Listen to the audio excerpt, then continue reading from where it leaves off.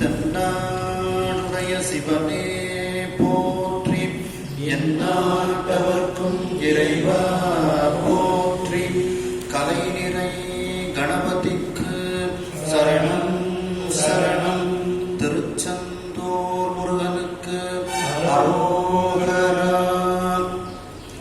கைலாய பரம்பரையில் சிவஞான போதனை காட்டும் பெண்ணை பயில் வாய்மை கண்டான் சந்ததி கோமை ஞான பானுவாகி குயிலாரும் பொழில் திருவாவட துறைவாள் குரு நமச்சிவாய தேவன் சயிலாதி மரபுடையும் திருமரபு நீடோடி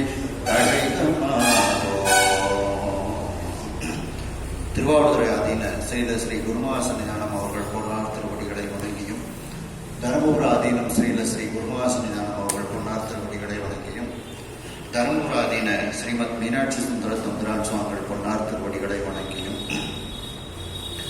இந்த திருவிளையாடல் புராண சிந்தனையை செவனே நடத்தி கொண்டிருக்கக்கூடிய கனடாவில் உள்ள திரு மோகன் பிரேம்குமார் அவர்களுக்கு வணக்கத்தையும் நன்றியும் தெரிவித்து உங்கள் அனைவருக்கும் மாலை நேர வணக்கத்தை தெரிவித்து கொள்கிறேன்.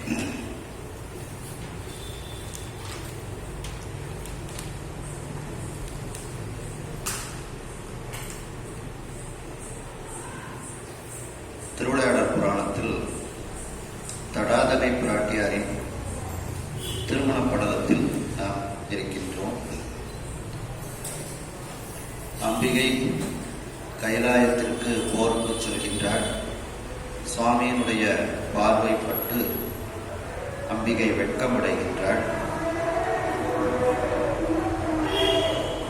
சுவாமி அம்பிகையினிடத்தில் வரக்கூடிய திங்கட்கிழமை உன்னை வந்து திருமணம் செய்து கொள்வோம் என்று அனுப்பி வைக்கின்றார்கள். அம்பிகை பல புண்ணிய நதிகள், பல புண்ணிய மலைகளை எல்லாம் கடந்து மதுரை மாநகரத்துக்கு வருகின்றார்கள். மதுரை மாநகரத்தில் திருமணம் விழாவிற்காக முரசு அறைந்து விழாவை பற்றி தெரிவிக்கின்றார்கள். அதை கேட்டவுடன் எல்லோரும் மகிழ்ச்சி கடலில் மதுரை மாநகரத்தில் ஆழ்ந்து விடுகின்றார்கள். திருமண நாள் வருவதற்கு 6 நாட்கள் இருக்கிறது. அந்த 6 நாட்கள் 6 யுகம் போல அவர்களுக்கு கழிகின்றது என்று சிந்தித்தோம். பித்திகை வெள்ளை புதுக்குவார் பெட்பு உருவார்களும் பெட்பு உற.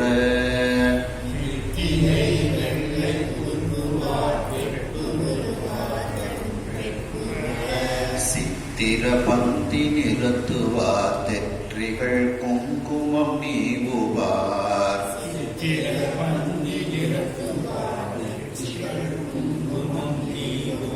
வித்திய பாலிகை மென்தடை விரிதலை நீர் நிறை பொற்குடம்.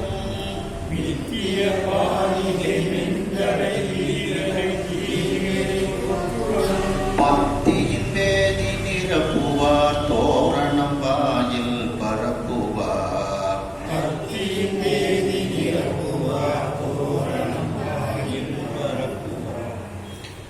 அம்மையினுடைய திருமணத்தை காண்பதற்காக எல்லோரும் அந்த நகரத்தை அலங்காரம் செய்கின்றார்கள். பித்திகை வெள்ளை புதுக்குவார். பித்திகைனா சுவர். சுவருக்கெல்லாம் வெள்ளை அடித்து புது பொலிவோடு அந்த சுவர்களை ஆக்குகின்றார்கள். பெட்பு உருவார்களும் பெட்பு உற சித்திர பந்தி நிறுத்துவார். அதில் நிறுத்துவார் இருக்கு, நிறுத்துவார்.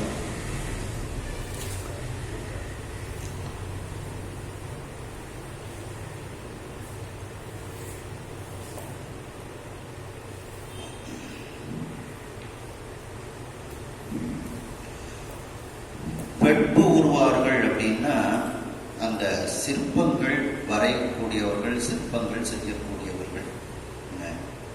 அவர்களே இங்கு அந்த வீடுகளிலெல்லாம் வாசலில் சித்திரங்களை எல்லாம் நிறுத்தி வைத்திருக்கின்றார்கள். ஓவிய படங்களை எல்லாம் அந்த சிற்பம் வரையக்கூடியவர்களே இதை பார்த்து ஆச்சரியப்படக்கூடிய அளவிற்கு அப்படிப்பட்ட அந்த ஓவிய படங்களை எல்லாம் அவர்கள் வரிசையாக அங்கே நிறுத்தி வைத்திருக்கின்றார்கள். வெட்பு உருவார்களும், வெட்பு உருவார்கள்னா சித்திரக்காரர்கள், சிற்பிகள், சித்திரம் வரையக்கூடியவர்கள், அவர்களும் பெட்பு உற அவர்களும் வியந்து பார்க்குமாறு, இந்த இடத்துல பெட்பு உறங்கிறது வியந்து பார்க்குமாறு சித்திர பந்தி நிறுத்துவார். அந்த ஓவியங்களை எல்லாம், அந்த பொம்மைகளை எல்லாம் அவர்கள் வரிசையாக அங்கே வீட்டில் நிறுத்தி, வாசலில் நிறுத்தி வைத்திருக்கின்றார்கள், அமைத்திருக்கின்றார்கள்.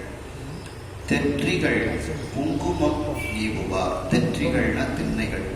திண்ணைகளிலெல்லாம் அந்த அழகிய குங்குமம் கலவைகளை அவர்கள் பூசி வைத்திருக்கின்றார்கள், மெழுகி வைத்திருக்கின்றார்கள். திண்ணைகளை எல்லாம் அந்த வாசனாதி திரவியங்களை கொண்டு மெழுகி வைத்திருக்கின்றார்கள்.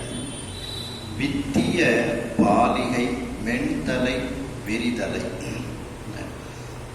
அவர்கள் அம்பிகைக்கு திருமணம் அப்படின்னு கேள்விப்பட்ட உடனேயே பாலிகைகளை எல்லாம் விதைத்து வைத்திருக்கின்றார்கள். அதாவது அந்த நவதானியங்களை எல்லாம் விதைத்து வைத்து அதையெல்லாம் அழகாக, அவைகள் சிறிய தழைகள், மென்மையான தழைகளை விரித்து கொண்டு தலையெடுத்து கொண்டு அவைகள் இருக்கின்றது. அப்படிப்பட்ட அந்த நவதானியங்களை விதைத்து அந்த முளைப்பாடிகையை தயாரித்து வைத்திருக்கின்றார்கள். அதையெல்லாம் அவர்கள் வீட்டில் அமைத்திருக்கக்கூடிய அந்த திண்ணையில் முறைப்படி அடுக்கி வைக்கின்றார்கள். மேலும் அவைகளுக்கு நடுவில் நீர் நிறை பொற்குடம், நீர் நிறைந்த அந்த தங்கத்தால் ஆகிய குடம், பூரண கும்பம், அந்த பூரண கும்பத்தை அவர்கள் வீட்டில் வாசலில் வைக்கின்றார்கள். அது பத்தியின் வேதி நிரப்புவார். வரிசையாக அந்த திண்ணையில் அவர்கள் நிரப்பி வைத்திருக்கின்றார்கள். அதாவது வீட்டு திண்ணைகளில் அவர்கள் இந்த முளைப்பாளிகையும் அதற்கு நடுவில் இந்த பூரண கும்பத்தையும் சுவாமியையும் அம்பாளையும் வரவேற்பதற்காக அந்த பூரண கும்பத்தையும் அவர்கள் வீட்டு வாயிலில் வைத்திருக்கின்றார்கள். மேலும் வீட்டு வாசலை தோரணங்களால் நிரப்பி இருக்கின்றார்கள். தோரணம் வாயில் பரப்புவார். வாயிலில் அந்த மாவிலை தோரணம், பூக்களால் ஆகிய தோரணம், இவற்றையெல்லாம் பரப்புவார். அப்படின்னா நிறைய அவைகளை அலங்காரம் செய்து வைத்திருக்கின்றார்கள். வீட்டினுடைய சுவரை வெள்ளையடித்து புதுமையாக ஆக்கியிருக்கின்றார்கள். அழகிய ஓவிய படங்கள், அழகிய பொம்மைகளை எல்லாம் நிறுத்தி வைத்திருக்கின்றார்கள். திண்ணைகளில் வாசனாதி திரவியங்களால் மெழுகி இருக்கின்றார்கள். அந்த முளைப்பாளிகைகளை அந்த திண்ணையில் வரிசையாக அடுக்கி வைத்திருக்கின்றார்கள். அந்த முளைப்பாளிகைக்கு நடுவில் பூரண கும்பம், சுவாமி அம்பாளையும் வரவேற்பதற்காக அமைக்கப்பட்ட அந்த பூரண கும்பத்தை வைத்திருக்கின்றார்கள். வீட்டு வாசலில் தோரணங்களை, மாவிலை தோரணம், பூக்கள் தோரணம், இவற்றையெல்லாம் அவர்கள் கொண்டு அலங்காரம் செய்து வைத்திருக்கின்றார்கள். நீடிடை மணிமருகு எங்கனும் நெடுநடை காவணம் நாட்டுவார்.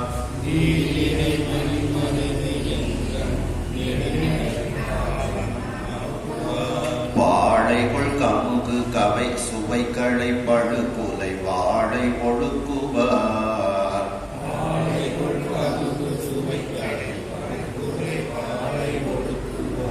கோழிரை கொண்டன ஆடிகள் கோத்து அணிவார் விசை கொடி நிறை.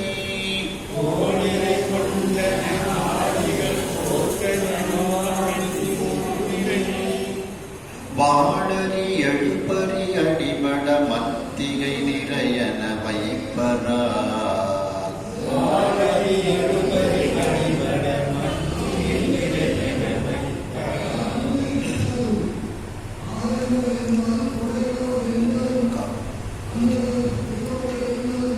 அதாவது நீடிடை மணிமருகு எங்கனும் நெடுநடை காவணம் நாட்டுவார்.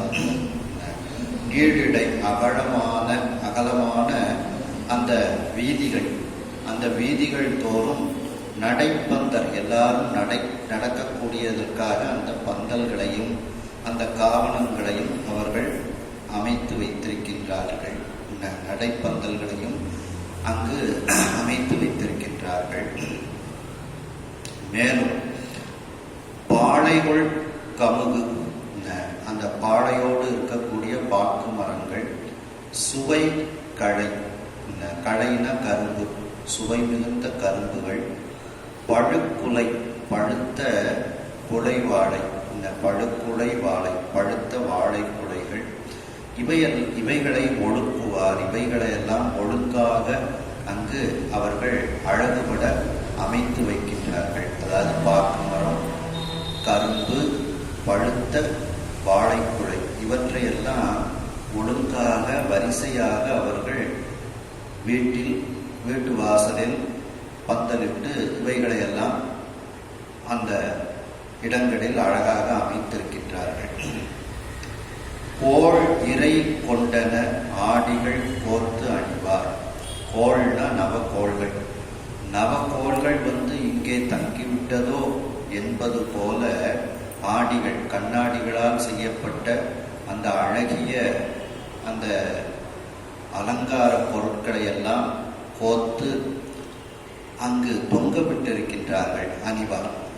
அந்த கண்ணாடிகளால் செய்யப்பட்ட அந்த அலங்கார பொருட்களை எல்லாம் அந்த இடத்தில் தொங்கவிட்டு அலங்காரம் செய்கின்றார்கள். மிசை கொடி நிறை வாழ் அரி எழுப்பறி அடிபட மத்திகை நிறை என வைப்பார். அதற்கு மேல கொடிகள் அமைக்கின்றார்கள். மிசைனா மீது, இவற்றிற்கு மீது மேலே கொடிகள் கட்டியிருக்கின்றார்கள். மீனக்கொடி, மீன் பொருத்திய அந்த பாண்டிய நாட்டிற்கே உரிய அந்த மீனக்கொடியை அவர்கள் கட்டியிருக்கின்றார்கள். அந்த மீனக்கொடியும் வரிசையாக அவர்கள் கட்டியிருக்கின்றார்கள். அந்த மீனக்கொடி எப்படி இருக்கின்றது என்றால், அந்த சூரியனினுடைய வாழறின சூரியனுடைய அந்த 7 குதிரைகள், அந்த குதிரைகளை அடிப்பதற்காக அந்த வைத்திருக்கக்கூடிய அந்த சாட்டை, அந்த சம்மட்டின்னு சொல்லுவாங்க, அந்த சாட்டைகள் வரிசையாக எப்படி இருக்கின்றதோ அதுபோல இந்த கொடிகள் எல்லாம் அங்கே நிறுத்தி வைக்கப்பட்டு இருக்கிறது. அதாவது சூரியனினுடைய அந்த 7 குதிரைகளை செலுத்துவதற்காக வைத்திருக்கக்கூடிய அந்த சாட்டை போல இந்த மீனக்கொடி தரித்த அந்த கொடிகள் எல்லாம் வரிசையாக அங்கே வைக்கப்பட்டு இருக்கின்றது அப்படிங்கிறாங்க. அப்போ பாக்கு மரங்கள் வாழையோடு இருக்கின்றது அப்படின்னு சொல்றாங்க. திருநாவுக்கரசு சுவாமிகள் சொல்லும்போது, வாழையுடை கம்பு ஓங்கி பன்மாடம் நெருங்கி எங்கும் வாழையுடை புனல் வந்தறி வாழ்வையில் தில்லைதனுள் ஆழவுடை களர் சிற்றம்பலத்து அரண் ஆடல் கண்டார் பீழையுடை கண்களார் பின்னை பெண் தொண்டர் காண்பது என்னன்னு சொன்னது மாதிரி அந்த வாழையோடு கூடிய அந்த கமுகு மரங்களை எல்லாம், கரும்புகள், வாழைகளை எல்லாம் அங்கே அலங்காரமாக அவர்கள் வைத்திருக்கின்றார்கள். பூவோடு தம்படி சிந்துவார் பொறியோடு பொற்சொன்னம் வீசுவார்.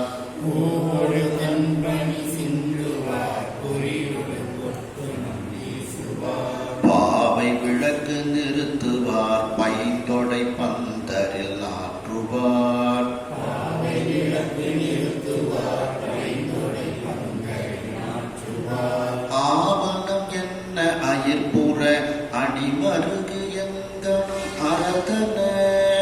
ஆவணம் என்ன அயிர்புற அடிமருகு எங்கனும் அரதன.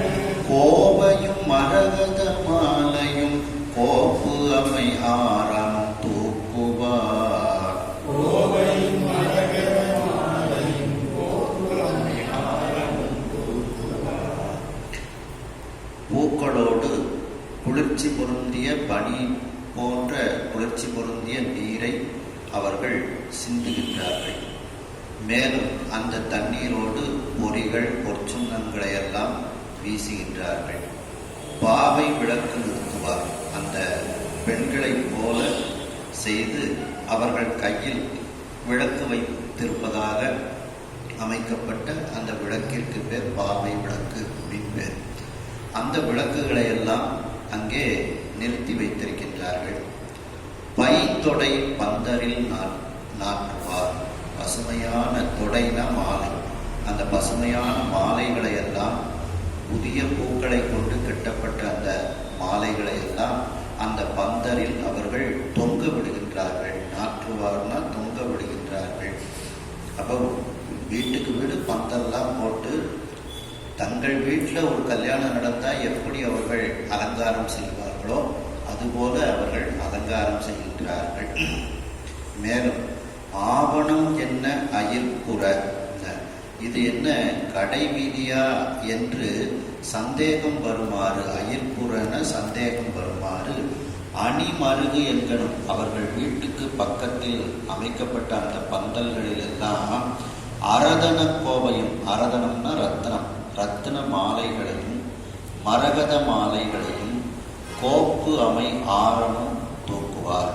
அழகாக கோர்க்கப்பட்ட ஆரம்னா முத்து மாலை, முத்து மாலைகளையும் அங்கே தொங்க விட்டிருக்கின்றார்கள். அதாவது அந்த கடை வீதியில தான் அந்த ரத்தின மாலை, மரகத மாலை, முத்து மாலையெல்லாம் விலைக்கு வரிசையாக அழகாக தொங்க விட்டுருப்பாங்க. அதுவும் நல்ல கருப்பு கலர் துணியில தொங்க விட்டுருப்பாங்க. அது எடுப்பா தெரியும் அப்படின்னு நம்ம ஏற்கனவே சிந்திச்சிருக்கிறோம்.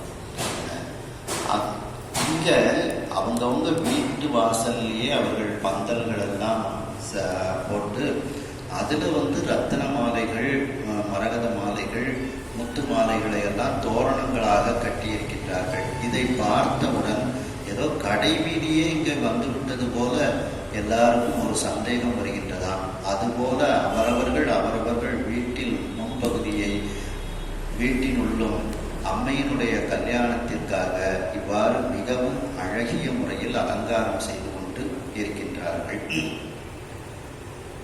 அடுகரி சிந்துரம் அப்புவார் அழல்மணி ஓடை மிளைச்சுவார்.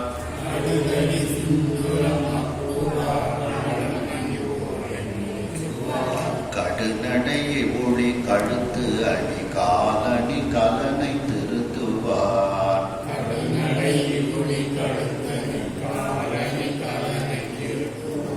சுடர்விடு தேர்பறி போட்டுவார். தொடையொடு கவரிகள் தூக்குவார்.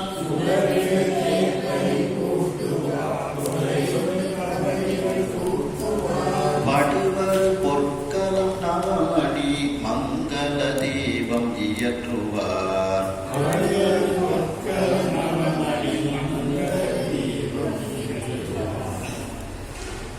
அடுக்கரி சிந்துரம் அப்புவார்.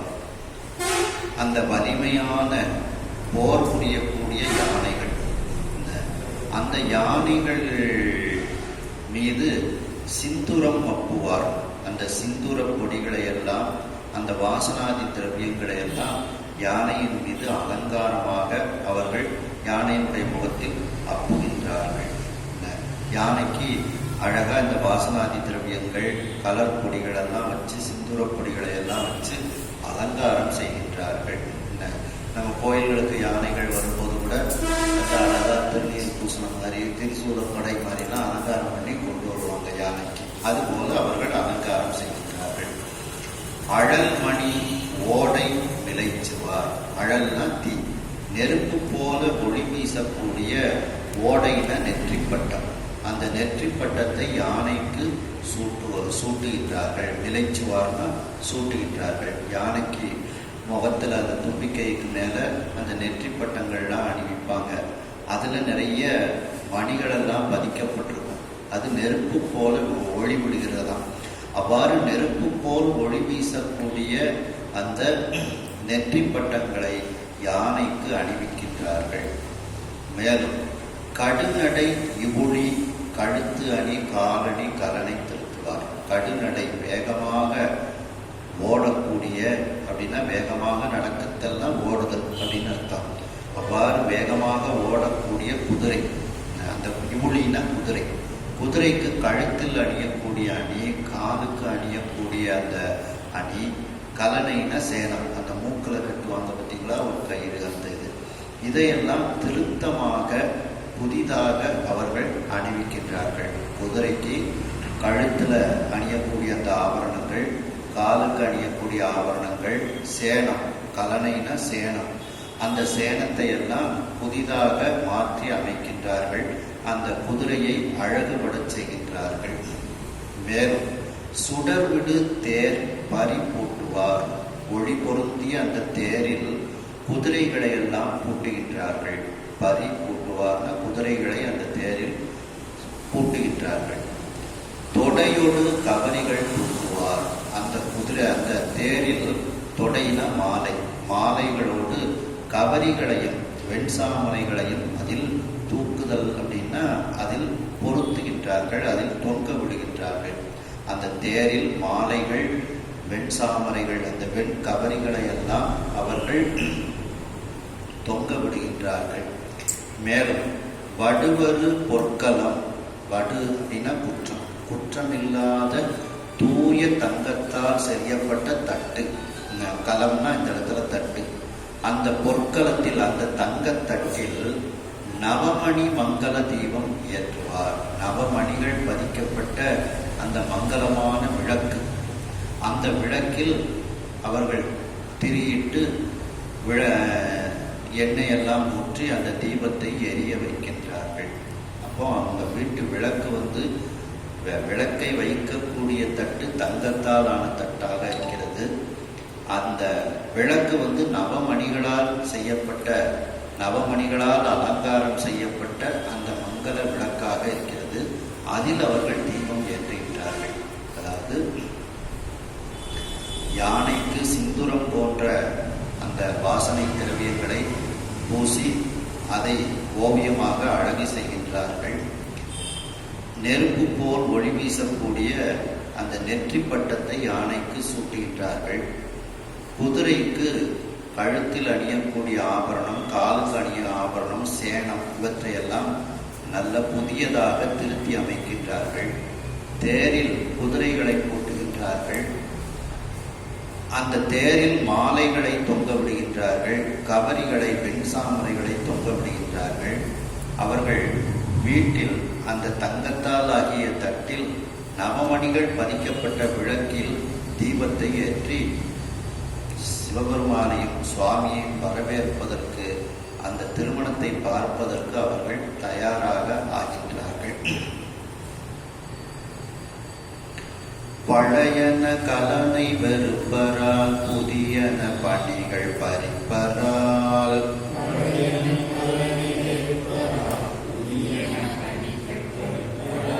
உழைப்பணி நீரழை குங்குமம் புவி முலை புதைபட மெழுகுவார்.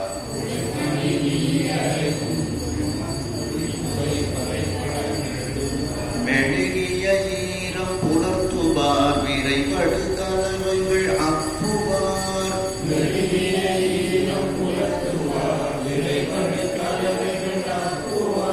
அழகிய கண்ணடி நோக்குவார், மைந்தரை ஆகுலம் ஆக்குவார்.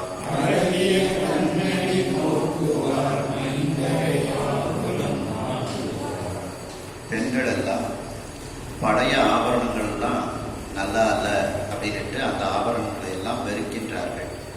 புதிய ஆபரணங்களை எல்லாம் அவர்கள் தரித்துக் கொள்கின்றார்கள். பழையன கலனை வெறுப்பரால், கலன்னா ஆபரணம், அந்த ஆபரணங்களை எல்லாம் நீக்கிவிட்டு புதியதாக இருக்கக்கூடிய அந்த ஆபரணங்களை எல்லாம் அவர்கள் அணிந்து கொள்கிறார்கள். குழை பனி நீரழை குங்குமம், அந்த இனிமையான பனி போன்று குளிர்ச்சி பொருந்திய நீரில் குழைத்த குங்குமம், அந்த குங்குமப்பூ போன்ற வாசனாதி திரவியங்களால் சந்தனம் இவற்றால் தயாரிக்கப்பட்ட அந்த ஒரு கலவை, இவற்றை தங்களுடைய மார்பகங்கள் மறைந்து போகுமாறு அவர்கள் பூசிக்கொள்கிறார்கள். புதைபட மெழுகுவார், மெழுகிய ஈரம் புலர்த்துவார். அவ்வாறு அவர்கள் அந்த ஈரம் போகுமாறு உலர்த்திக் கொள்கிறார்கள். மேலும் விரைப்படு கலவைகள் அப்புவார், வாசனை மிகுந்த கலவைகள், அந்த சந்தனம் போன்றவற்றை அவர்கள் மேலே பூசிக்கொள்கிறார்கள். அழகிய கண்ணாடி நோக்குவார். இவ்வாறு தங்களை அலங்காரம் செய்து கொண்டு, அதில் கண்ணடின்னு இருக்கு, கண்ணாடின்னு வேணாலும் எழுதிக்கிடுங்க. அழகிய கண்ணாடி நோக்குவார். தங்களுடைய முகத்தை அழகை காட்டக்கூடிய கண்ணாடியில் பார்க்கின்றார்கள். மைந்தரை ஆகுலம் ஆக்குவார். இவர்களுடைய அழகானது, இவர்களுடைய அழகிய உருவமானது அங்கு இருக்கக்கூடிய அந்த ஆண்களை வருத்தமடைய செய்கிறது. மைந்தரை ஆகுலம்னா வருத்தம், துன்பம். அவர்கள் வருத்தப்படுமாறு அவர்களுடைய சிந்தையை மயக்குகிறது இவர்களுடைய அழகு. அதாவது பெண்கள் எல்லாம் பழைய ஆபரணங்களை விட்டு புதிய ஆபரணங்களை அணிகின்றார்கள். வாசனாதி திரவியங்களை மார்பகங்களில் பூசிக்கொள்கிறார்கள். மேலும் உடலில் அந்த வாசனாதி திரவியங்களை பூசிக்கொள்கிறார்கள். சந்தனம் முதலியவற்றை பூசிக்கொள்கிறார்கள். மேலும் இவ்வாறு தங்களை அலங்காரம் செய்து கொண்டு அந்த பெண்கள் கண்ணாடியில் தங்களை பார்த்து பெருமைப்பட்டுக் கொள்கிறார்கள். அங்கு இருக்கக்கூடிய ஆண் மக்களை அவர்கள் வருத்தப்படும்படி அவர்கள் இவர்களை கண்டு அன்புறுமாறு அவர்கள் ஆக்குகின்றார்கள்.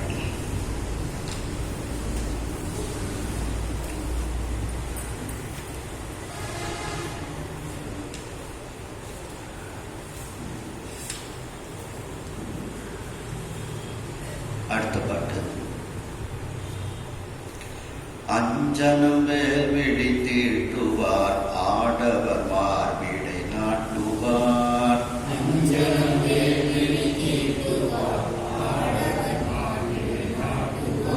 பஞ்சுகள் பாதம் திருத்துவார் பரிபுறம் மீது திருத்துவார்.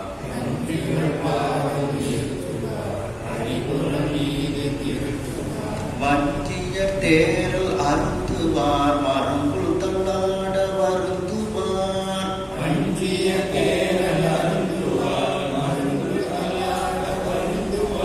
கொஞ்சிய கண்மொழி கழறுவார் குழுவொடு புறவைகள் குழறுவார்.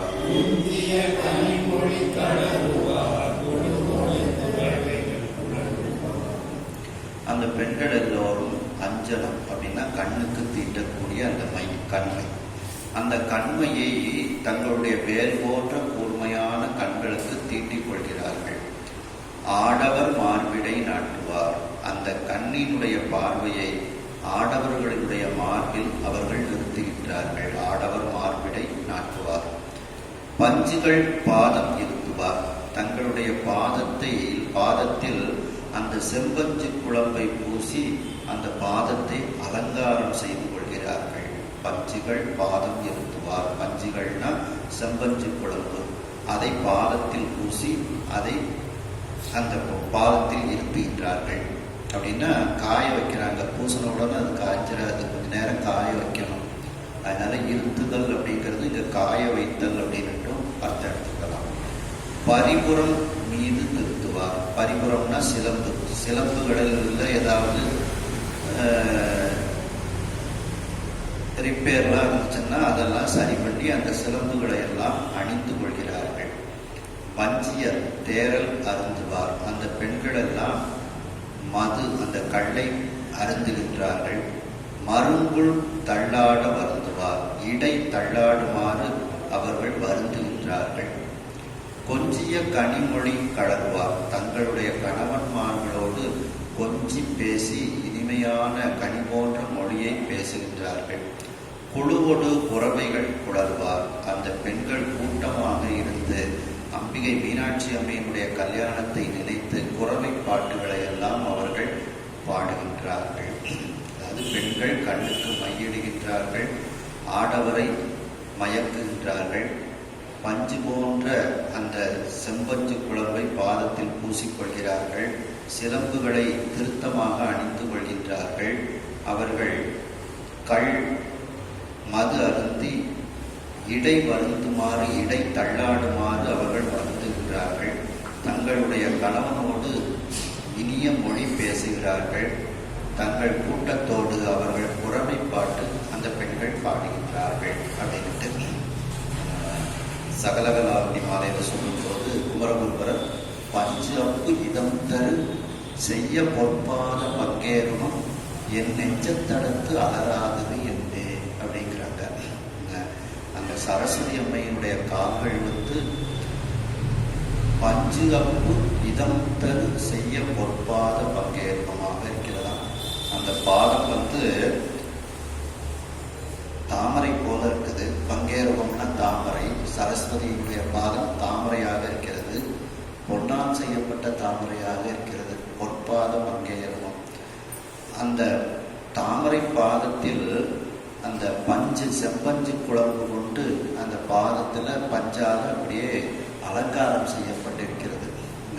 அது இந்த ஆடி செவ்வாய் இதெல்லாம் முக்கியமான நாட்கள்ல எல்லாம் பெண்கள் அந்த காலில் அதை பூசிக்குவாங்க. இப்போ எல்லாரும் குங்குமத்தை அப்படியே கலக்கி அப்படியே காலில் ஒரு வரி மாதிரி போட்டு விட்டுட்டு வருவாங்க. சில பேர் காவியையும் அப்படி போட்டுருக்காங்க. அது சில மருத்துவ பொருட்களை எல்லாம் போட்டு அதில் அந்த சிறப்பு கலரை சேர்த்து போடக்கூடிய ஒரு இது. அப்படிப்பட்ட அந்த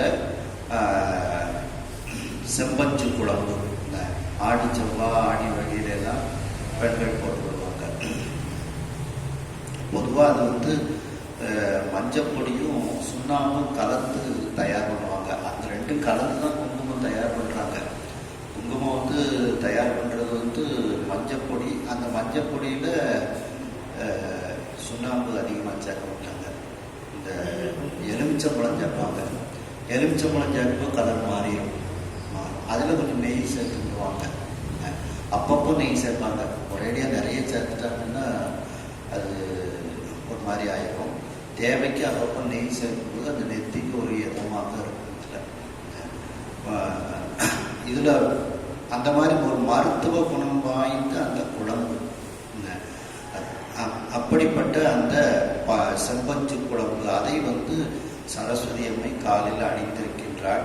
அப்படிப்பட்ட அந்த பாதம் என்னுடைய நெஞ்சத்தடத்தில் மலராமல் இருக்கின்றதே அப்படின்னு குமரகுருபரர் கேட்கிறாங்க. பஞ்சப்பு இதம் தரு செய்ய பொற்பாத பங்கேறும் என் நெஞ்சத்தடத்து அலராதது என்னே. என்னுடைய நெஞ்சமாகிய குளத்தில் அந்த தாமரை பூவானது பூக்காமல் இருக்கின்றதே அப்படின்னுட்டு இதில் கேட்கின்றார்கள். அதுபோல இந்த பெண்கள் எல்லாம் செம்பஞ்சு குழம்பு பூசியவர்களாக அவர்கள் இருக்கின்றார்கள் அப்படிங்கிறாங்க. கிண்ணரமிதுனம் என செல்வார் கிடைகள் பானோடு விரலியது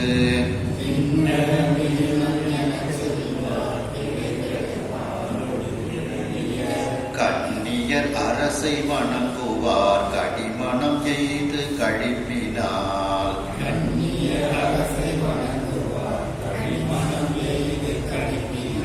இன்னிசையாளோடு பாடுவார் ஈந்தன துணில் விரித்து ஏந்துவார்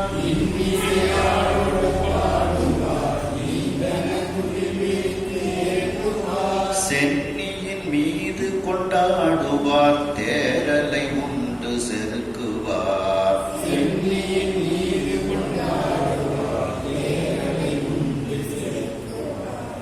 கிண்ணற மிதுனம் அப்படின்னா வீணையை ஏந்திய அந்த ஆண்கள் பெண்கள்.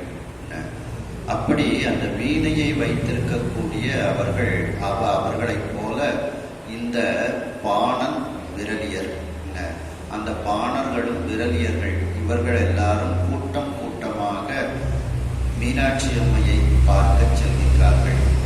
அவர்கள் வீணை கையில் வைத்திருக்கக்கூடியவர்களைப் போல என செல்வார் போகின்றார்கள். அவர்கள் பாணர்கள் பாடக்கூடியவர்கள், விரலியரும் பாடக்கூடியவர்கள், இருவரும் ஆடக்கூடியவர்களும் கூட. அந்த பாணர்கள் விரலியர்கள் ரெண்டு பேரும் ஆடலும் தெரிந்தவர்கள். அவர்கள் மீனாட்சி அம்மையை பார்ப்பதற்காக கிளைகள் கூட்டமாக அவர்கள் செல்கின்றார்கள். சென்று கண்ணியர் அரசை வணங்குவார். அந்த கன்னி பெண்ணாக இருக்கக்கூடிய அந்த மீனாட்சி அம்மை, அந்த அரசியை அவர்கள் வணங்குகின்றார்கள். இப்ப தடாதகை பிராட்டியாரை வணங்குகின்றார்கள். கடிமணம் எய்து கழிப்பினால் அம்பிகைக்கு விரைவில் திருமணம் நடக்க இருக்கின்றது என்ற செய்தி தெரிந்தவுடன் அவர்களுக்கு மகிழ்ச்சி வந்துவிடுகிறது. அந்த பாணர்களுக்கும் விரலியர்களுக்கும் அவர்கள் இன்னிசை யாழோடு பாடுவார். இனிமையான இசை பொருந்திய அந்த யாழை மீட்டிக் கொண்டு மீனாட்சி அம்மை வந்து பாடுகின்றார்கள். அந்த பாடலை மீனாட்சி அம்மை கேட்டு அவர்களுக்கு பரிசுகள் கொடுக்கின்றார்கள். பரிசுகள் கொடுக்கின்றார் மீனாட்சி அம்மை. ஈந்தன மீனாட்சி அம்மை கொடுக்கக்கூடிய அந்த பரிசுகளை எல்லாம் துகில் விரித்து ஏந்துவார். அந்த தாங்கள் அணிந்திருக்கக்கூடிய அந்த துணியை விரித்து அந்த பரிசலை பெற்றுக் கொள்கிறார்களாம். அது ஒரு மரியாதை பண்பு. இந்த ஆண்கள் வந்து இப்படி துண்டு போட்டிருந்தாங்கன்னா அந்த துண்டை இப்படி விரித்து வாங்குவாங்க. பெண்கள் வந்து அந்த முந்தானையை விரித்து வாங்குவாங்க. அதான் துகில் விரித்து ஏந்துவார். சென்னியின் மீது கொண்டாடுவார். அதை வாங்கி கொண்டு அந்த பரிசிலையை தங்களுடைய தலையில் மீது வைத்து கொண்டு எங்கள் மீனாட்சி அம்மை தடாதகை பிராட்டி எங்களுக்கு பரிசு கொடுத்தாள் என்று அவர்கள் கொண்டாடுகின்றார்களாம். தேரலை உண்டு செருக்குவார். அவர்கள் அந்த மது கள் இவற்றை உண்டு அவர்கள் மகிழ்ச்சியாக இருக்கின்றார்கள். அதாவது பாணர்கள், விரலியர்னா அந்த பாணர்களினுடைய மனைவிமார்கள், அவர்களுக்கு பேர் விரலியர். இவர்களெல்லாம் வீணை ஏந்திய கையை உடையவர்களைப் போல அவர்கள் கூட்டம் கூட்டமாக மீனாட்சி அம்மையை சென்று வணங்குகின்றார்கள். திருமண செய்தி கேட்ட மகிழ்ச்சியினால் கையில் யாழை வைத்துக் கொண்டு அவர்கள் பாடுகின்றார்கள், ஆடுகின்றார்கள். மீனாட்சி அம்மை தந்த பரிசுகளை தங்களுடைய தாங்கள் அணிந்திருக்கக்கூடிய அந்த துகிலை விரித்து மரியாதையாக பெற்றுக் கொள்கின்றார்கள். அந்த பரிசை தங்களுடைய தலையின் மீது வைத்து கொண்டாடுகின்றார்கள். அந்த தேன்கள் போன்றவற்றை உண்டு அவர்கள் மகிழ்ச்சியாக இருக்கின்றார்கள். திருப்பள்ளி எழுச்சியில் சொல்லும் போது பார்த்தீங்கன்னா, இன்னிசை வீணையர் யாழினர் ஒருவார், இருக்கொடு தோத்திரம் இயம்பினர் ஒருவார், துணிய பிணைமலர் கையினர் ஒருவார், தொடுகையர் அழுகையர் துவழ்கையர் ஒருவார் அப்படின்ட்டு வரிசை சொல்லிட்டு வராங்க. அதுபோல இவர்கள் அந்த யாழ் எடுத்து பாடக்கூடியவர்களாக இவர்கள் இருக்கின்றார்கள். அப்படி அந்த யாழ் இசையை கேட்டவுடனே அவர்களுக்கு பரிசு கொடுக்குறாங்க. பண் சுமந்த பாடல் பரிசு படைத்தருளும் பெண் சுமந்த பாபத்தன் பெருமான் பெருந்துரையான் அப்படின்ட்டு அந்த பரிசை மீனாட்சி அம்மை கொடுக்கின்றார். மன்னவர் மகளிரும் மறையவர் மகளிரும் வந்து பொன் மாலையை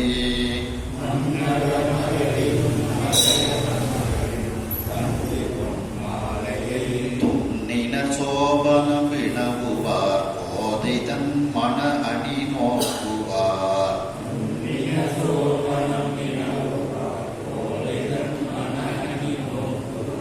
கண்ணிதன் ஏவலர் வீசிய காசரி கற்பூர வாசகன்,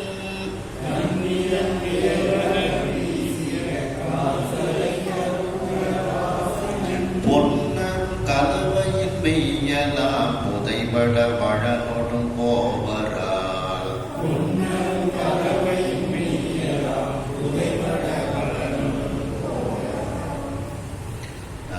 நீர் இருந்து தமிழ் கேட்கும் இச்சையால் நித்தலும் காசு நல்கினேன்னு சுந்தரமூர்த்தி சுவாமிகள் சொல்றாங்க. தினந்தோறும் அவங்களுக்கு காசு கொடுக்கறது வந்து நீ தினமும் பாட்டு கேட்கணும்னு சொல்லி அவங்கள்ட்ட வந்து கொடுத்த அப்படின்னு சுந்தரமூர்த்தி சுவாமிகள் திருஞான சம்பந்தருக்கும் திருநாவுக்கரசர் பெருமானுக்கும் அந்த பொற்காசு கொடுத்ததை பதிவு பண்ணுறாங்க. மன்னவர் மகளிரும், அந்த மன்னவருக்கு உரிய அந்த மன்னருக்கு சொந்தக்காரர்களாக இருக்கக்கூடிய அந்த பெண்களும், மறையவர் மகளிரும் அந்த வேத விற்பன்னர்களினுடைய வீட்டில் உள்ள அந்த வேத விற்பன்னர்களின் மனைவிமார்களும் அவர்களுடைய பெண் மகளிர்களும் அந்த பெண் குழந்தைகளும் இவர்களெல்லாம் வந்து பொன்மாலையை துண்டினர்.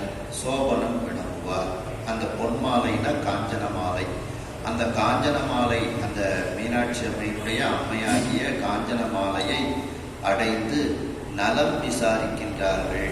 சோபனம் வினவுவார். சோபனம்னா திருமண விழா.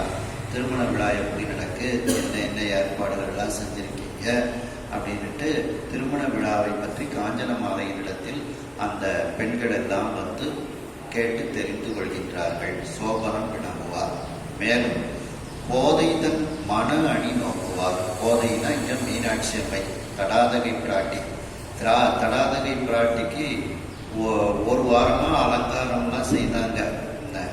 அந்த மன அணி நோக்குவார். திருமணத்திற்காக இந்த தடாதகை பிராட்டியாரை அலங்காரம் செய்யக்கூடிய அந்த தன்மைகளை எல்லாம் அவர்கள் பார்த்து மகிழ்ச்சி அடைகின்றார்கள். பெண்களுக்கு ஒரு வாரத்துக்கு முன்கூட்டியே கையில் மருதாணி இதெல்லாம் வச்சுருவாங்க, வச்சு அலங்காரம் பண்ணுவாங்க. இப்போ அது ஏதோ ஒரு இது மாதிரி வந்து மருதாணி அப்படியே கையில் பூசிட்டாங்க. அதுக்கு அலங்காரம் பண்ணுறதுக்கு ஒரு பெண் வராங்க.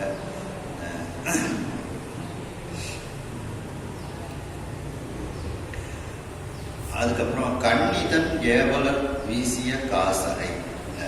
அந்த கண்ணி அதாவது தடாதகை பிராட்டியாருக்கு ஏவல் செய்யக்கூடிய அந்த பெண்கள், இந்த ஏவலர்னா பெண் ஏவலாளர்கள்.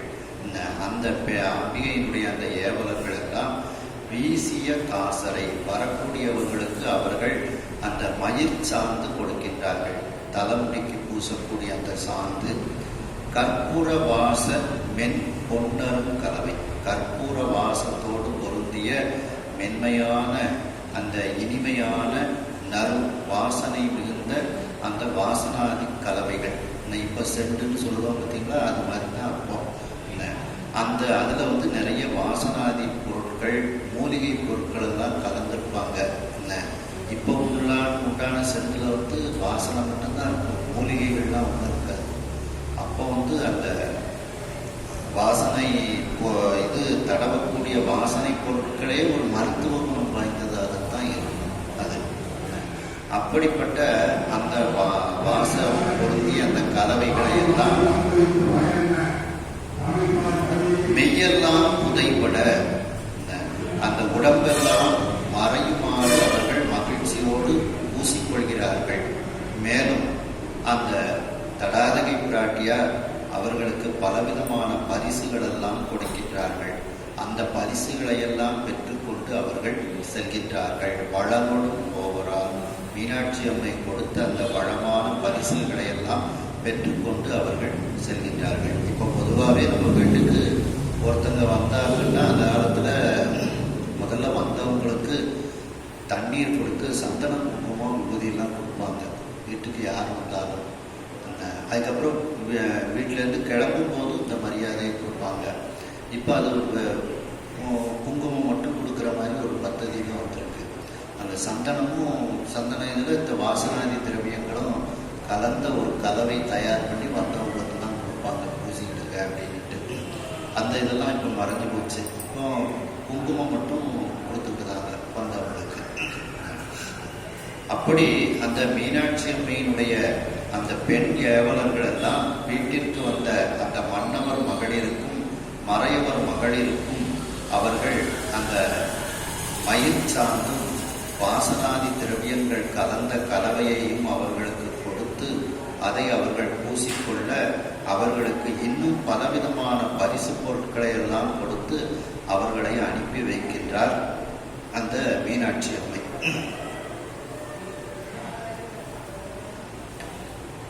அங்கணகம் செய்த சும்பின ஆடை பொறிந்தன தோடு அவிழ்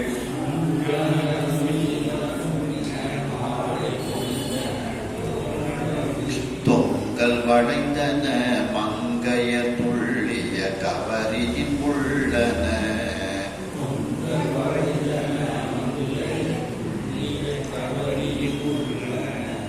கங்கையும் வாணியும் யமுனையும் காவிரியும் பல துறை தொறும்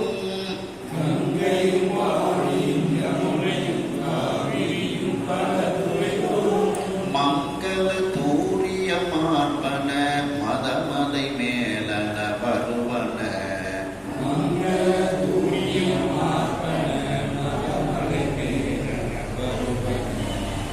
இப்போ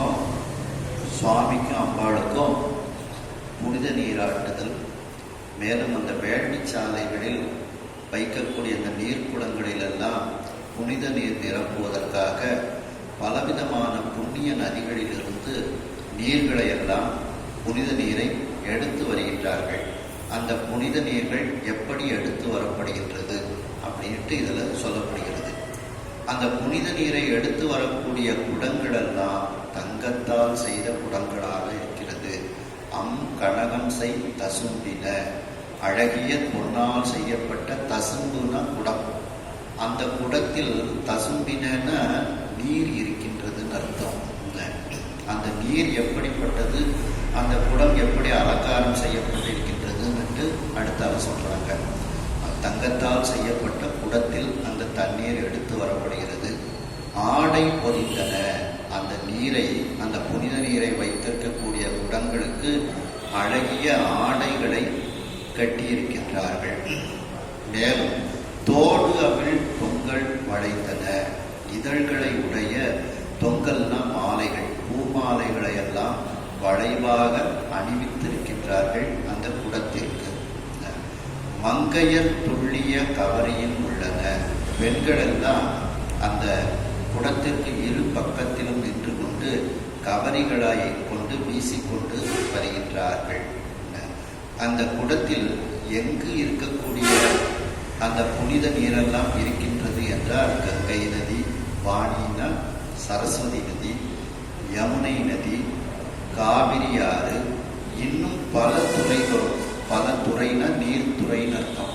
இன்னும் எந்த எந்த நீர்த்துறைகளெல்லாம் இருக்கின்றதோ அப்படி பல புண்ணிய நதிகளினுடைய தண்ணீரெல்லாம் அந்த குடத்தில் எடுத்து வரப்படுகின்றது. மேலும் மங்கள தூரியம் ஆர்ப்பன, மங்களமான தூரியம்னா இசைக்கருவிகள் வாசிக்கப்பட்டு வருகின்றது. அந்த தங்கத்தால் செய்யப்பட்ட புனித நீர் தாங்கிய குடங்கள் மதமலை மேலென வருவன. மதமலைனா யானை. அந்த மதம் பொருந்திய மலை போன்று இருக்கக்கூடிய யானை மேல் இருத்தி வைக்கப்பட்டு யானை மூலமாக அவைகள் அப்படியே கொண்டு வரப்படுகிறது. அதாவது கங்கை, யமுனை, சரஸ்வதி, காவிரி, இன்னும் பல புனித நதிகளினுடைய நீர்கள் எல்லாம் தங்கத்தால் செய்யப்பட்ட குடத்தில் நிரப்பப்பட்டு அந்த குடத்திற்கு இனி அழகிய பட்டாடைகள் அணிவிக்கப்பட்டு இதழ்களை உடைய பூக்களெல்லாம், பூமாலைகளெல்லாம் அணிவிக்கப்பட்டு பெண்களெல்லாம் அந்த குடத்திற்கு கவரி வீசுமாறு மங்கள வாத்தியங்கள் முழங்க யானையின் மீது அந்த நீர்க்குடங்கள் வைக்கப்பட்டு அவைகள் வீதி வழியாக கொண்டு வரப்படுகின்றது. அம்மையினுடைய திருக்கல்யாணத்திற்கும் அம்மையின் சுவாமி அம்பாள் திரு நீராடலுக்கும் அந்த புனித நதி நீர்கள் எடுத்து வரப்படுகிறது. இந்த புனித நதிகள் நிறைய திருநாவுக்கர சுவாமிகள் சொல்றாங்க. ஏவி இடர்கடல் இடைப்பட்டு இழைக்கின்றேனே, இப்பிறவி அறுத்து ஏற வாங்கி ஆங்கே கூவி அமருலகு அனைத்தும் உருவி போக குறியில் அருகுணத்து ஆண்டு கொண்டார் போதும் தாருங்கள் காவிரி, நல் யமுனை, கங்கை, சரஸ்வதி, பொற்றாமரை, புட்கரணி, கோபியோடு குமரி வருகேத்தம் சூழ்ந்த குழந்தைக்குள் கோட்டத்தியம் புத்தனாரே. பாட்டு நிறைய தடவை சொல்லியிருக்கிறோம், ஆனாலும் ஞாபகப்படுத்திக்கிட்டே வர்றோம். அப்படி அந்த புனித நதிகள், தீர்த்தங்கள் எல்லாம் இங்கே கொண்டு வரப்படுகிறது. அங்கு அவர் மனிதோறும் மனவினை அணுகிய துழனியர் என மறை,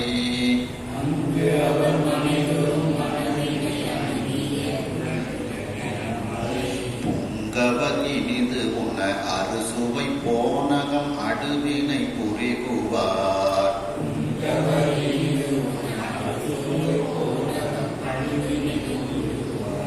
இங்கு அடுவன பலி அடிகளுக்கு என எதிகளை எதிர்பணிகுவார்.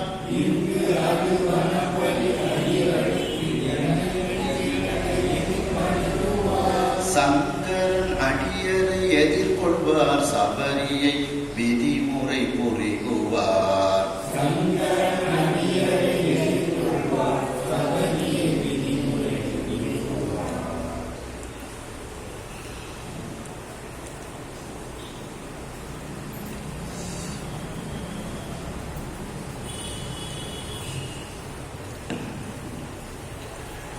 அந்த மதுரையில் இருக்கக்கூடிய பாண்டி மண்டலத்தில் இருக்கக்கூடிய அனைத்து அன்பர்களும் அவரவர்கள் வீட்டில் திருமணம் வந்தால் எப்படிப்பட்ட ஒரு ஆரவாரத்தோடு அவர்கள் செயல்படுவார்களோ அதுபோல அவர்கள் செயல்பட ஆரம்பித்தார்கள்.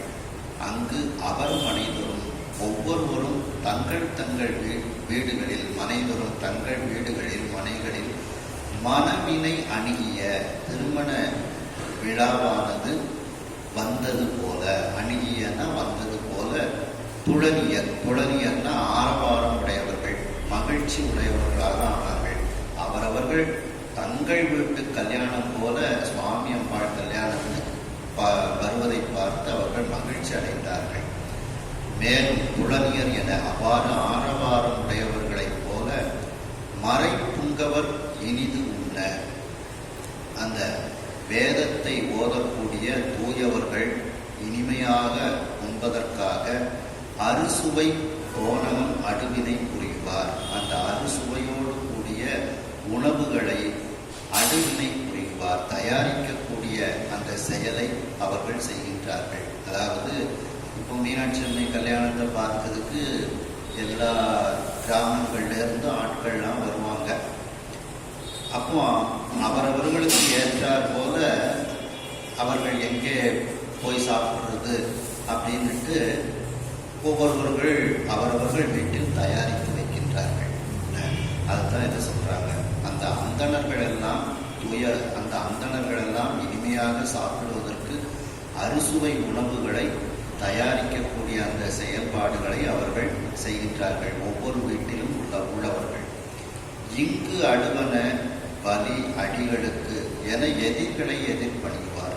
எதினா துறவிகள். துறவிகளை அவர்கள் எதிர்கொண்டு பணிந்து அவர்களை அழைத்து வருகின்றார்கள். எங்கள் வீட்டில் தயாரித்த இந்த உணவு தாங்கள் இந்த திருவமுதை அமுது செய்து அருள வேண்டும் அப்படின்ட்டு அவர்கள் வேண்டுகின்றார்கள். இங்கு அடுவன, இங்கே எங்களுடைய அந்த அடுக்கலையில் தயாரிக்கக்கூடிய அந்த உணவினை பலி அப்படின்னா திருவமுது அர்த்தம்.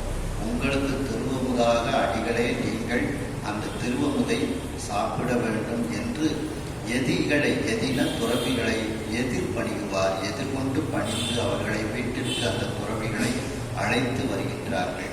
மேலும் சங்கரன் அடியரை, சிவபெருமானினுடைய அடியார்களை எதிர்கொள்வார். எதிர்கொண்டு அழைத்து வீட்டிற்கு அழைத்து வருகின்றார்கள். அழைத்து வந்து சபரியை விதிமுறை புரிவார். சபரி அப்படின்னா மாகேஸ்வர பூஜை அர்த்தம். சபரினா மாகேஸ்வர பூஜை அர்த்தம். அந்த அடியார்களை எதிர்கொண்டு அழைத்து அவர்களுக்கு முறைப்படி மாகேஸ்வர பூஜையை அவர்கள் விதிப்படி அவர்கள் செய்கின்றார்கள்.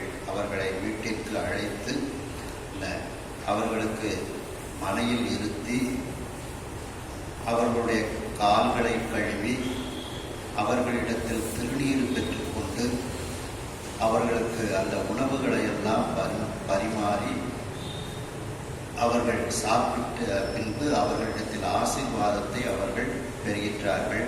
அந்த மாகேஸ்வரர்களுக்கு தூப தீபங்கள் எல்லாம் காட்டி அவர்கள் இவ்வாறு மாகேஸ்வர பூஜையை அவர்கள் வீட்டில் செய்கின்றார்கள். சிவபெருமானினுடைய அடியார்களுக்கு பெரியவராக சொல்லும்போது, கொண்டு வந்து மனை புகுந்து புலாவு பாதம் விளக்கியே மண்டு காதலின் ஆதனத்திடை வைத்து அர்ச்சனை செய்தபின் உண்டி 4 விதத்தில் 6 சுவை திறத்தினில் ஒப்பிலா அண்டர்நாயகர் தொண்டர் இச்சையில் அம்பு செய்ய அழைத்துள்ளார். அந்த அண்டர்நாயகரினுடைய தொண்டர்களாகிய அந்த சங்கரனுடைய அடியார்களை எதிர்கொண்டு அழைத்து இவ்வாறு அவர்களை மாகேஸ்வரர்களாக அவர்களுக்கு மாகேஸ்வர பூஜையை முறைப்படி அந்த மதுரை மாநகரத்து மக்கள் செய்கின்றார்கள். மாகேஸ்வர பூஜைனா அவர்களுக்கு உணவு கொடுத்த அப்படிப்பட்ட ஒரு நல்ல காரியத்தை அவர்கள் செய்கின்றார்கள்.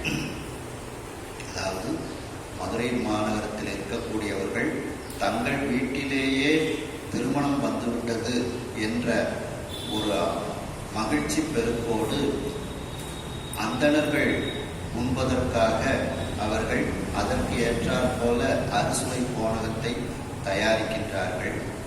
இங்கே தயாரிக்கக்கூடிய உணவை நீங்கள் திருவமுதாக எடுத்துக்கொள்ள வேண்டும் என்று துறவிகளை எதிர்கொண்டு பணிந்து வரவேற்கின்றார்கள், வீட்டிற்கு அழைத்து செல்கின்றார்கள்.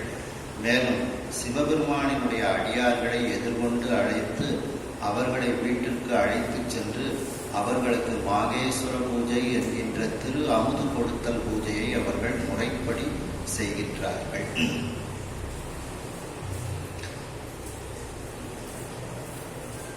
இதுல போனகம் அப்படிங்கிறத இந்த பல்லாண்டுல சொல்றார். தாதையை தாழற வீசிய சண்டிக்கு இவ்வண்டத்தோடும் உடனே பூதலத்தோடும் மணந்து பொற்கோயிலும் போனகமும் அருமையே அப்படின்னு சொல்லி இந்த போனகத்தை அப்படின்னு சொல்றாங்க. இன்னம் நகர் செயல் அணி செய்ய இணையிலே மணமகன் மணவினையே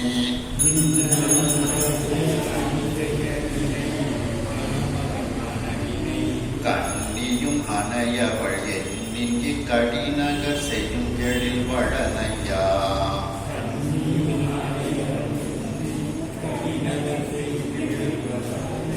என்ன அரிய நகர் செயல் எழில் தினையென உரை செய்வது எவங்கிதன்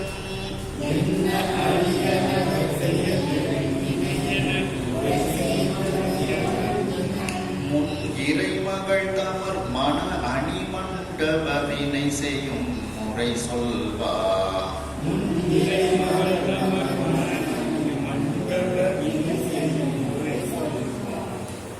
இன்னனம் நகர் செயல் அணி செய்ய. இவ்வாறு ஏற்கனவே மதுரை மாநகரம் அழகான நகரம். அந்த அழகுக்கு அழகு சேர்ப்பது போல செயற்கையாக அலங்காரம் செய்கின்றார்கள். இன்னனம் இவ்வாறு நகரத்திற்கு, அந்த மதுரை நகரத்திற்கு செயல் அப்படின்னா செயற்கையாக அணி செய்ய அலங்காரம் செய்கின்றார்கள். ஏனென்றால் அங்கு திருமணம் நடக்கக்கூடிய அந்த மணமகனும் அவனுக்கு ஈடு இணையானவர்கள் யாருமே கிடையாது. அந்த மணமகளுக்கும் ஈடு இணையாக யாரும் கிடையாது. அப்படி அந்த ஈடு இணையற்ற மணமகன், ஈடு இணையற்ற மணமகள் ஆகையினால் அவர்கள் செயற்கையாகவும் அந்த மதுரை மாநகரத்திற்கு அலங்காரம் செய்தார்கள். இணையிலி மணமகன், அந்த மணமகனுக்கு இணையாக யாரும் கிடையாது. மணவினை கண்ணியும் அணையவள், அந்த திருமண விழாவில் அந்த மணப்பெண்ணாக இருக்கக்கூடிய அந்த கன்னியாக இருக்கக்கூடிய தலாதகை பிராட்டியும் அணையவள் அப்படின்னா அவளும் இணையிலி அர்த்தம். கன்னியும் இணையிலி, அணையவள்னா அப்படிப்பட்டவள். ஏன்னா சுவாமி மட்டும் அப்படின்னு நினைக்காதீங்க, எங்க அம்பாளும் அப்படித்தான். சுவாமியும் இணை இல்லாதவர், அம்பாளும் அவளுக்கு இணை இல்லாதவள். அழகுக்கு ஒருவரும் ஒவ்வாத வள்ளி அப்படின்ட்டு இதுல அபிராமி அந்தாதியில சொல்வது போல அவளுக்கு ஈடு இணையாக யாருமே கிடையாது. அப்படிப்பட்ட மணமகன், அப்படிப்பட்ட மணமகள். எண்ணின் அப்படி இருக்கும் பொழுது இக்கடிநகர் செய்யும் எழில் வளனை, இந்த காவல் மிகுந்த நகரம், கடின அந்த இடத்துல காவல் மிகுந்த மதுரை நகரத்திற்கு செயற்கையாக செய்யக்கூடிய அந்த எழில் வளனை, அந்த செய்யக்கூடிய அந்த அழகு அலங்காரத்தை, அந்த வழக்கத்தை என்னால் எப்படி சொல்ல முடியும், அந்த அலங்காரத்தை பற்றி சொல்ல முடியும் அப்படின்னு சொல்றாங்க. என்ன அரிய நகர், அப்படிப்பட்ட மிகவும் அருமையான நகராக இருக்கக்கூடிய மதுரை மாநகரம் செயல் எழில் இணை என உரை செய்வது எவன்? அங்கு செய்யக்கூடிய அந்த எழிலுக்கு இணையாக, அந்த அலங்காரத்திற்கு இணையாக இப்படி இருந்தது என்று நான் என்னுடைய வார்த்தைகளால் அதை எப்படி நான் சொல்ல முடியும் அப்படின்னா, வார்த்தைகளால் சொல்ல முடியாத அளவிற்கு அந்த மதுரை மாநகரத்திற்கு செயற்கையாக அவர்கள் அலங்காரம் செய்தார்கள். மேலும் இதன் முன் இறைமகள் தமர் மன அணி மண்டப வினை செய்யும் முறை சொல்வார். இதற்கு பிறகு அந்த இறை மகளாக இருக்கக்கூடிய தடாதகை பிராட்டி, இறைத்தன்மை பொருந்திய அந்த மகளாக இருக்கக்கூடிய தடாதகை பிராட்டி, அந்த தடாதகை பிராட்டியாரினுடைய தமர் அப்படின்னா சுற்றத்தார்கள் இல்லை, அந்த தடாதகை பிராட்டியாரினுடைய சுற்றத்தார்கள் எல்லோரும் இப்பொழுது அந்த திருமணத்திற்கு உரிய அழகிய மண்டபத்தை அலங்காரம் செய்கின்றார்கள். அந்த மண்டபத்தை எப்படி அவர்கள் அமைத்தார்கள் என்கின்ற முறையை நான் இப்பொழுது உங்களுக்கு சொல்கின்றேன் அப்படிங்கிறாங்க. அதாவது மதுரை மாநகரமே அழகிய நகரம். அந்த இயற்கையான அந்த அழகு மிகுந்த மதுரை மாநகரத்திற்கு அம்மையினுடைய திருமணத்திற்காக செயற்கையாக அலங்காரம் செய்கின்றார்கள். ஏனென்றால் அங்கு நடைபெறக்கூடிய கல்யாணத்தினுடைய மணமகனும் ஈடு இணையற்றவள், மணமகளும் ஈடு இணையற்றவள். அந்த நகரத்தை செயற்கையாக இவ்வாறு அலங்காரம் செய்தார்கள் என்று என்னுடைய வார்த்தைகளால் அதை எப்படி எடுத்து சொல்ல முடியும்? அது வார்த்தைகளுக்கும் அடைபடாத ஒரு அலங்காரமாக அது இருக்கின்றது. இதற்கு அப்புறம் நான் அந்த தடாதகை பிராட்டியாரினுடைய சுற்றத்தார்கள் அந்த திருமண மண்டபத்தை எப்படி அமைத்தார்கள் என்பதை பற்றி உங்களுக்கு நான் கூறுகின்றேன் அப்படிங்கிறார்கள்.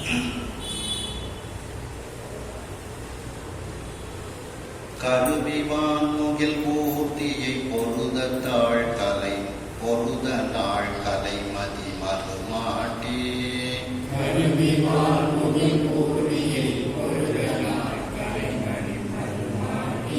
செருவில் வாங்கிய விமான மாலைகள் என தெய்வத வரையெல்லாம்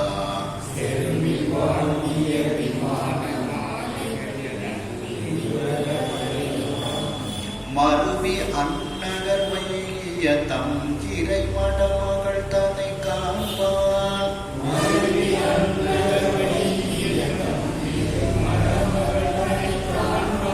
துருவி நின்றன நட்டன எட்டிவான் தொடுநிலை நெடுந்தேர்கள்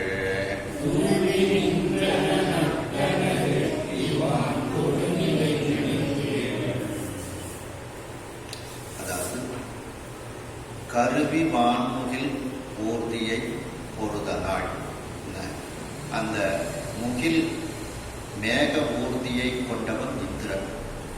அந்த கருமையான அந்த ஆகாயமாக இருக்கக்கூடிய அந்த ஆகாயத்தில் உள்ள மேகத்தை ஊர்தியாக கொண்ட இந்திரன். அந்த இந்திரனோடு, அப்ப கருவி வான்முகில் ஊர்தியைனா இந்திரனோடு அப்படின்னு அர்த்தம். பொருத நாள், இந்திரனோடு சண்டையிட்ட அந்த நாளன்று,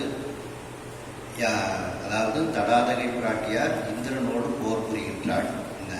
அந்த இந்திரனோடு போர் புரிந்து அங்கிருந்து அந்த இந்திரலோகத்திலிருந்து நிறைய ஊர்திகளை எல்லாம் எடுத்துக்கொண்டு வருகின்றாள். கலைமதி மறுமாட்டி, கலைமதினா கலைகளை உடைய சந்திரகுலத்து பெண்ணாக இருக்கக்கூடிய தடாதகை பிராட்டி. கலைமதி மறுமாட்டினா தடாதகை பிராட்டி, சந்திரகுலத்து தடாதகை பிராட்டி இந்திரனோடு சண்டையிட்ட அந்த நாளில் அந்த இந்திரனிடத்திலிருந்து போர்க்களத்திலிருந்து வாங்கி வந்த செருவில் வாங்கிய, செருனா போர் புரிந்து அங்கிருந்து கப்பமாக திரையாக கொண்டு வந்த விமான வரிசைகள், விமானம்னா ஊர்திகள், அந்த ஊர்திகளெல்லாம் வரிசையாக நிறுத்தப்பட்டது போன்று அங்கே தேர்கள் நிறுத்தப்பட்டு இருந்தது. விமான மாலைகள் என நெடுந்தேர்கள் நிறுத்தப்பட்டு இருந்தது. மேலும் தெய்வத வரையெல்லாம் வைகி அன்னகர் வைகிய தம்மிரை மடமகள் தனை காணலாம். அந்த தெய்வீக தன்மை பொருந்திய மலைகள் எல்லாம் அந்த மதுரை மாநகரத்திற்கு வந்து அங்கு இருக்கக்கூடிய அன்னகர் வைகிய அந்த மதுரை மாநகரத்தில் இருக்கக்கூடிய தம்முடைய இறைவனுடைய அந்த மனைவியாக இருக்கக்கூடிய அந்த தடாதகை பிராட்டியாரை காண்பதற்காக அந்த மலைகளெல்லாம் மதுரை மாநகரத்திற்கு வந்தது போல துருவி தேடி நின்றன. தடாதகை பிராட்டியாரை காண்பதற்காக தேடி நிற்பது போல அந்த மலைகள் போல அந்த தேர்களை நட்டனர், அமைத்தார்கள். அந்த தேர்கள் எப்படிப்பட்ட தேர்கள்? வானையே எட்டி தொடக்கூடிய அளவிற்கு நிலையான நெடுந்தேர்கள் அங்கே இருக்கின்றது. எட்டி வான் அப்படின்னா வான் எட்டி அப்படின்னு, வானை எட்டி தொடக்கூடிய நிலையான நெடுந்தேர்கள் அங்கே அமைக்கப்பட்டு இருக்கின்றது. அதாவது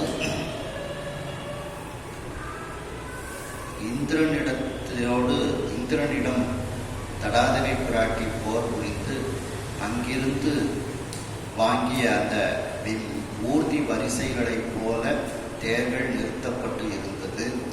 மேலும் தெய்வத்தன்மை பொருந்திய மலைகளெல்லாம் மீனாட்சி அம்மையை கண்டு தேடிக்கொண்டு நிற்பது போல அந்த வானை எட்டி தொடக்கூடிய உயரமான அந்த தேர்கள் எல்லாம் அந்த தெய்வத்தன்மை பொருந்திய மலைகள் போல அங்கே நிறுத்தி வைக்கப்பட்டு இருந்தது அப்படிங்கிறாங்க. அடுத்த பாடல். பழிக்கின் 7 உயர்களிறு செய்த அமைத்த பொன் படியது பசும் சோதி.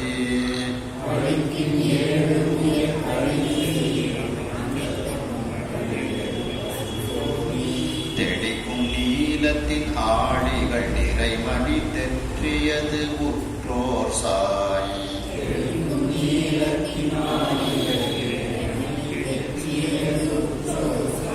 வெளிக்குள்ளாடிய ஓவிய பாவை போல் மிளிர் படிக்கார் சோதி.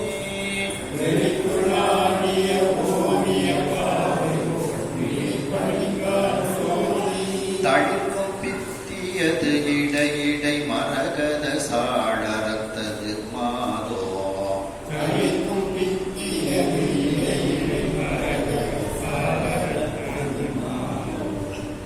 அதாவது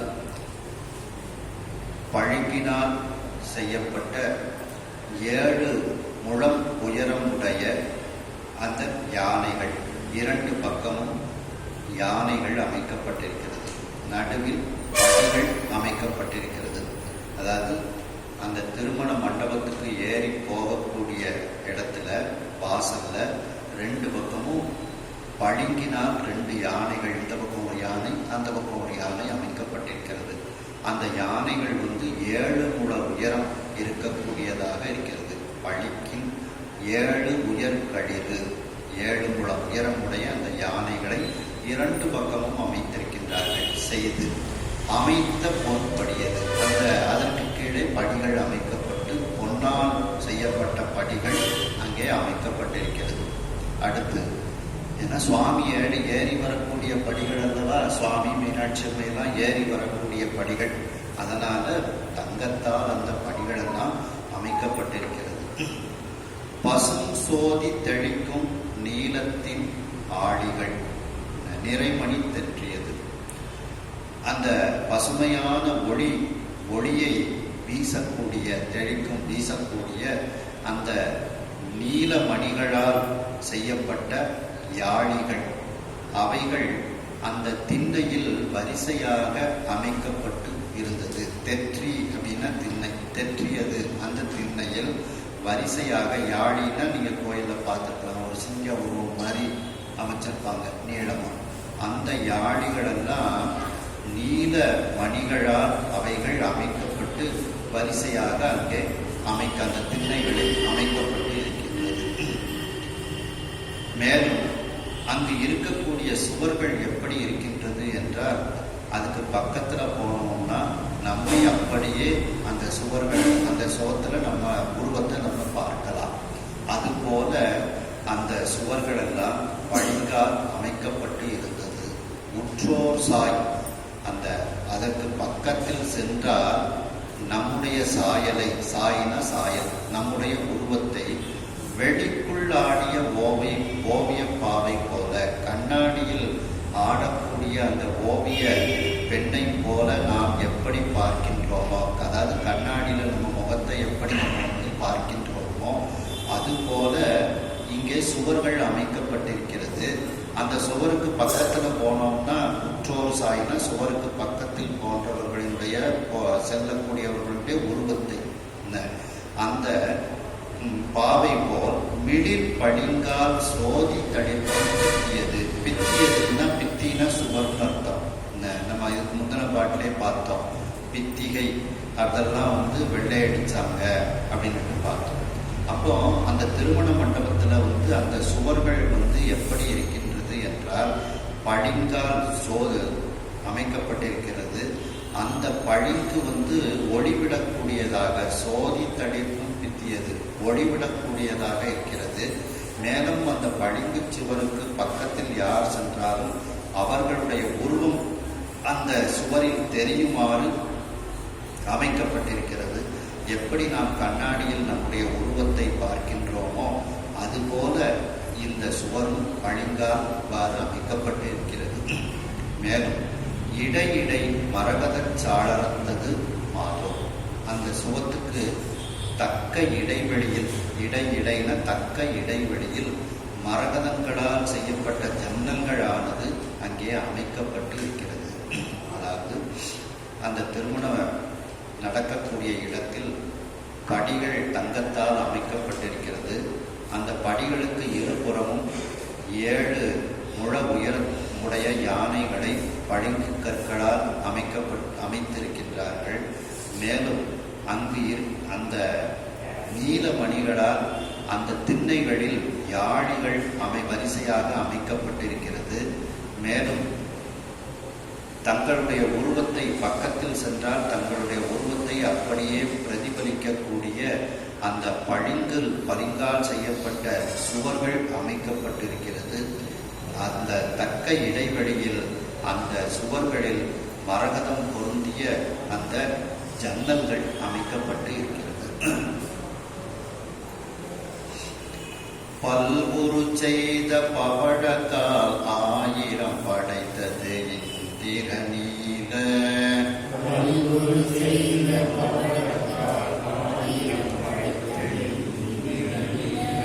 கல்வுருத்தலை போதியது ஆடக கவின்கொள் உத்தர மேலது.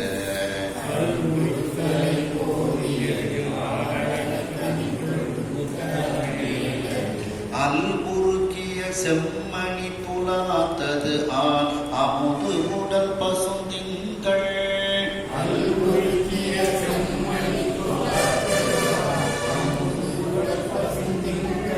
வில்முருகு கல் மாடமது ஆகிய வேள்வி மண்டபம் செய்தார்.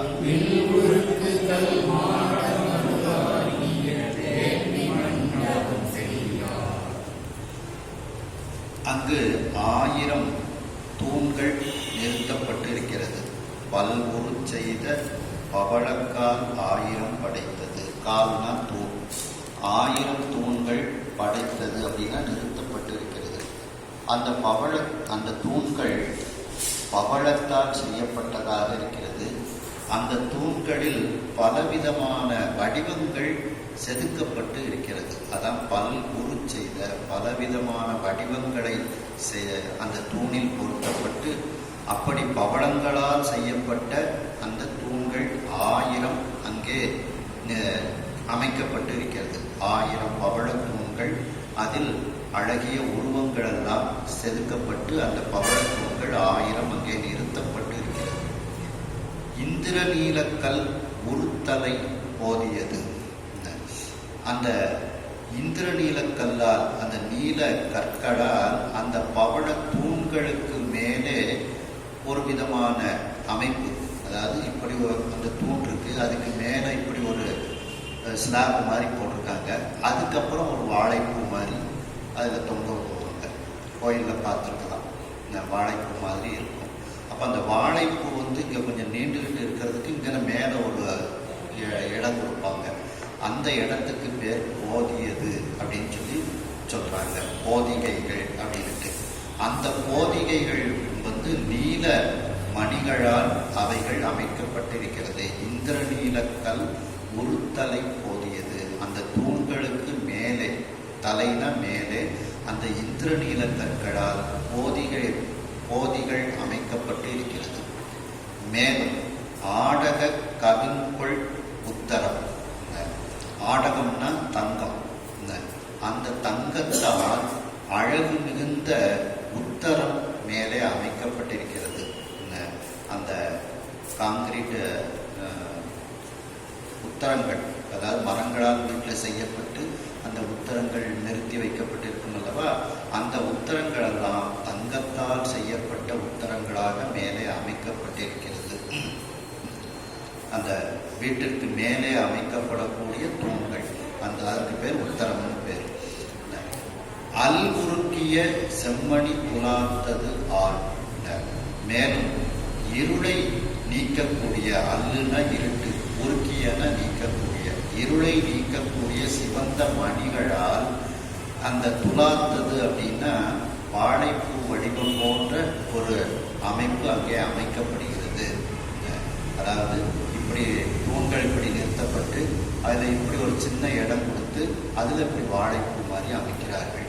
அப்போ அந்த தூண்கள் பவளத்தால் செய்யப்பட்டு இந்திரநீல கற்களால் அதற்கு மேலே இப்படி சிறு அளவுக்கு நீட்டப்பட்டு அதில் அந்த வாழைப்பூவானது சிவந்த மணிகளை கொண்டு அந்த வாழைப்பூ வடிவ அமைப்பு அமைக்கப்பட்டிருக்கிறது. நிறைய கோயில்களில் நீங்கள் பார்க்கலாம் அந்த வாழைப்பூ வடிவத்தை. அடுத்து அமுது உடல் பசுந்திங்கள்.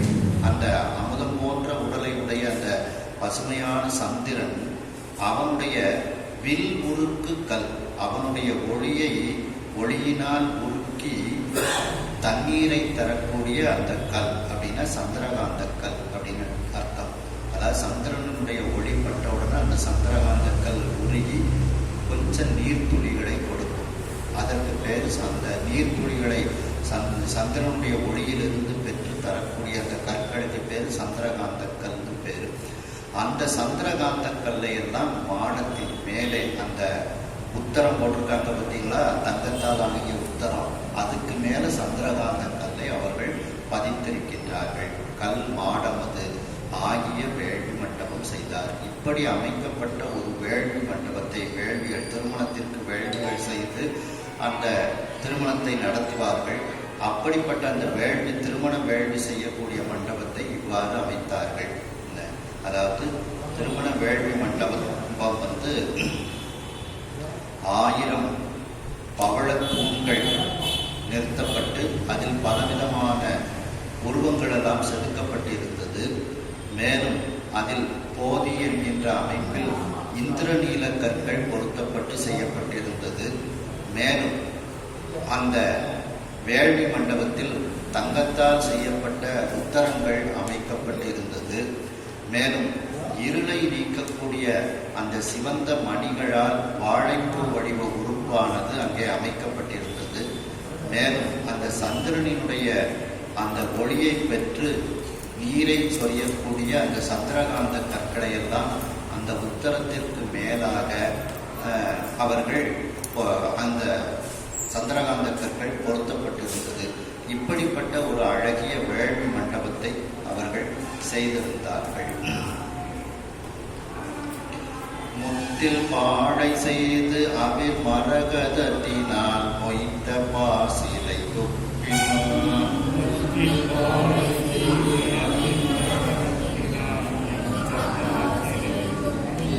பொத்தில் தீம்பழம் பெண் பொன்னால் கோழரை புகின்ற பூகமும் துப்பின்.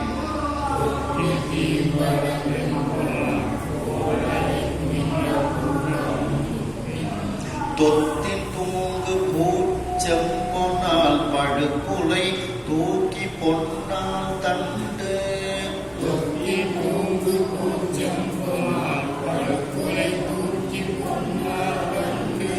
வைத்து பாசொழி மரகத நெட்டிலை வாழையும் நிறைவேற்றார்.